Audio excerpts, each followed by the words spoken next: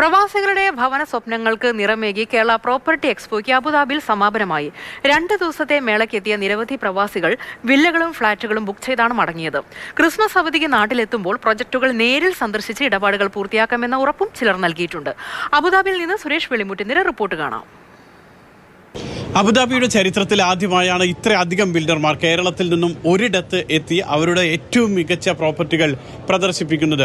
ഏതാണ്ട് 30-ലധികം ബിൽഡർമാർ സംസ്ഥാനത്തിന്റെ പല ഭാഗങ്ങളിൽ നിന്നുമായി ഇവിടെ എത്തി. ഏതാണ്ട് 200-ലധികം പ്രൊജക്റ്റുകളാണ് അവർ പ്രവാസികൾക്ക് മുന്നിൽ അവതരിപ്പിച്ചത്. ഓരോ പ്രൊജക്റ്റുകളും കണ്ട് മനസ്സിലാക്കുന്ന പ്രവാസികളുടെ ഉള്ളു നിറയ്ക്കുന്ന വിധത്തിലായിരുന്നു മാതൃഭൂമി.comന്റെ 2 ദിവസത്തെ പ്രോപ്പർട്ടി എക്സ്പോ.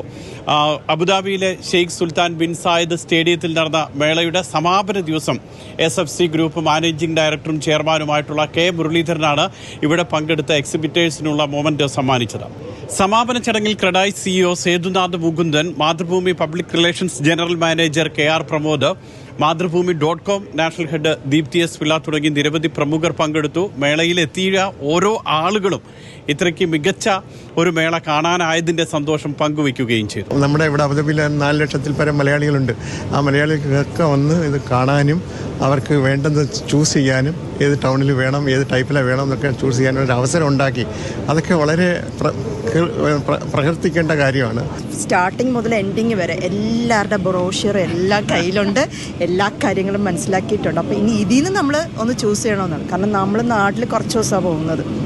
അപ്പോൾ ആ സമയം കൊണ്ട് നമ്മളിതൊന്നും അറിയുന്നില്ല. പക്ഷേ ഇങ്ങനൊരു ഇത് ഒരുക്കി തന്നതിൽ വളരെ സന്തോഷമുണ്ട്.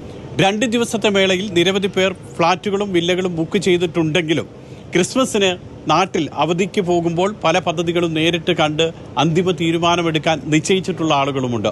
അബുദാബിയിൽ നിന്നും മുഷീർ കൊടിയിലൊപ്പം സുരേഷ് വെളിമുറ്റം, മാതൃഭൂമി ന്യൂസ്.